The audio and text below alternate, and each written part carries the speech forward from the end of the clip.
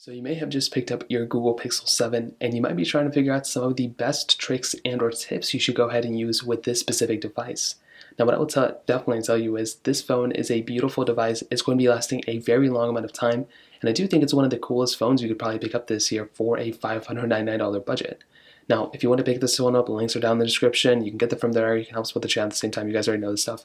Now, the first thing I would definitely tell you, and one of the most important things you can do either with your Pixel 7 Pro or your Google Pixel 7, is to update your phone as soon as you get this phone.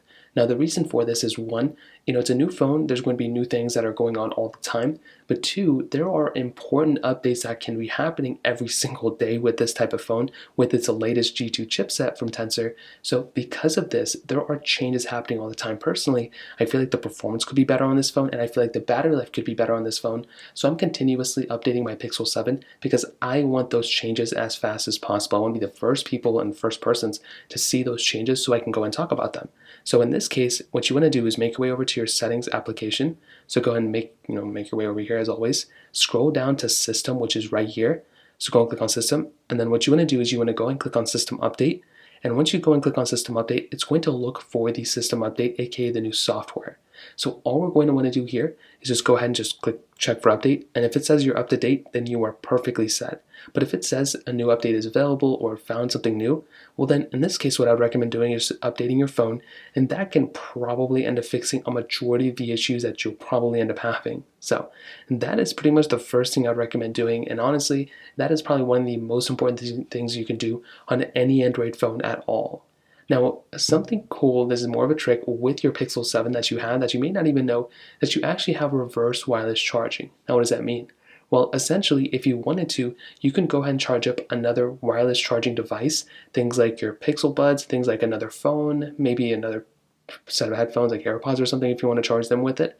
So to do this, what you want to do, and this is a really, really cool feature, you want to make your way over to your settings application, just like hit this. And what we can do here is you want to go and get into our battery option. So our battery is right here, so go and click there.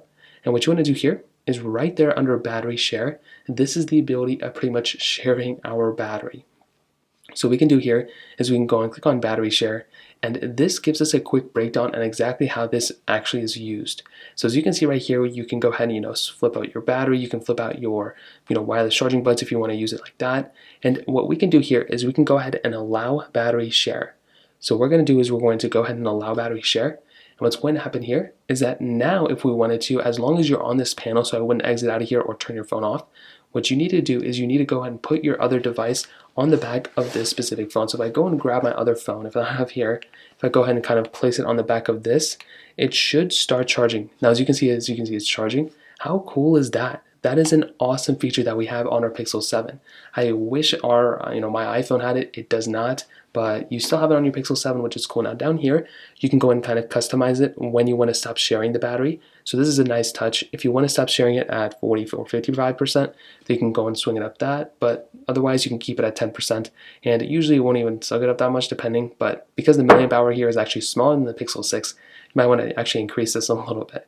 Now another cool thing that we actually have with our Pixel 7 that I may not even be able to demonstrate is actually face unlock. So if you have, if you wanted to use the fingerprint sensor, go for it. I'd probably recommend that. But you still have the ability of using face unlock if you actually want to. So right under security, if you go and click on security, you have the ability of setting up your screen lock. So right now I do have it on as a pin, just like a swipe. But underneath it, you can do your face and fingerprint unlock. So here you can go and set up whether you want your fingerprint, pin, and face, or if you just want your password, fingerprint, and face, or if you want your pattern, fingerprint, and face.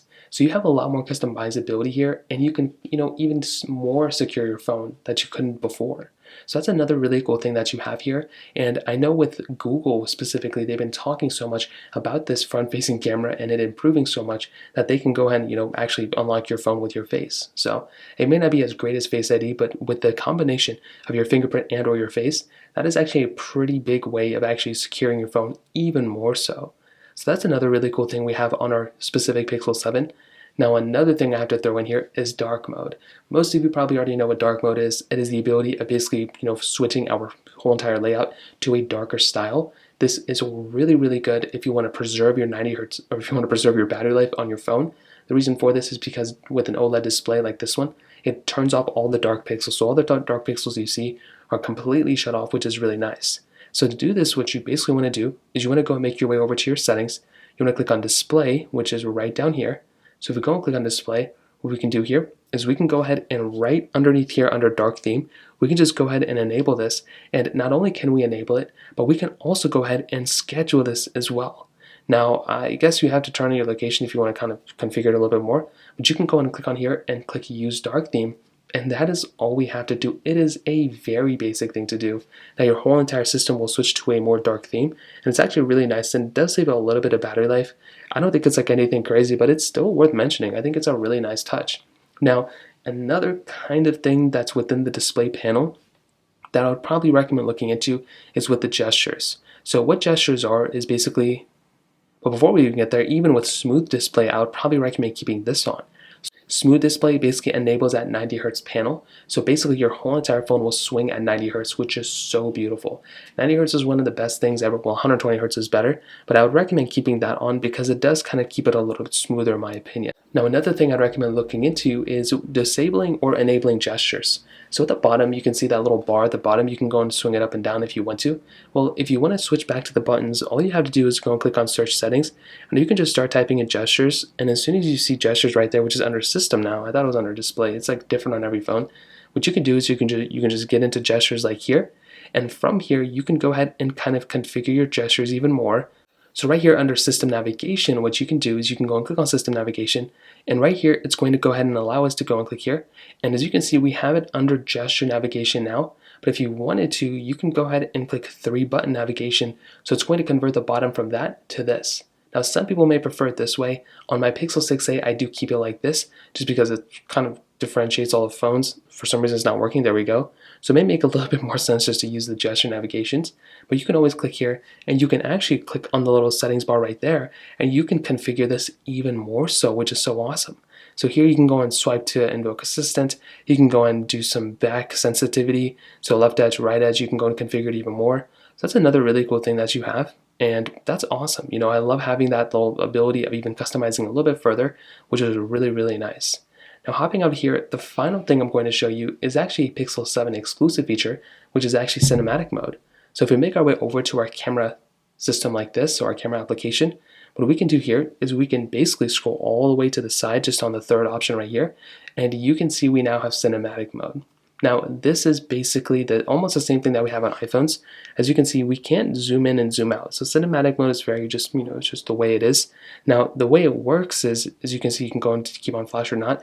It will blur out the background of basically any subject. So if you're filming a video of a person or something, you can go ahead and just kind of film it. And it'll go ahead and, as long as you're filming a person or a subject or whatever the case is, it will actually go ahead and give you a pretty decent experience, and it will blur out the background a ton. Now, not every Pixel has this. It's only the Pixel 7, and it's hard to demonstrate it now because it's not going to look that great, but this is a really cool feature. I don't know if everyone should be utilizing it, but you can even kind of see right here how it's blurring out the lights like a crazy amount. It is crazy how much it's blurring those ones compared to the standard video mode. Actually, both of them do pretty good, I'm not going to lie. See, that's the great thing about Pixels. They have a pretty good camera set, but cinematic mode is definitely going to blur it out even more so. So that's another thing I'd recommend looking into as well. So those are some of my favorite or the best tricks and tips that you should go and should take a look at within your Pixel 7. If you have any other thoughts or questions, please let me know in the comment section below. Hit the like button, that would mean so much, but definitely hit that subscribe button. More importantly than everything else, I love every single one of you guys. Hopefully I'll catch you guys in the next video. Peace out.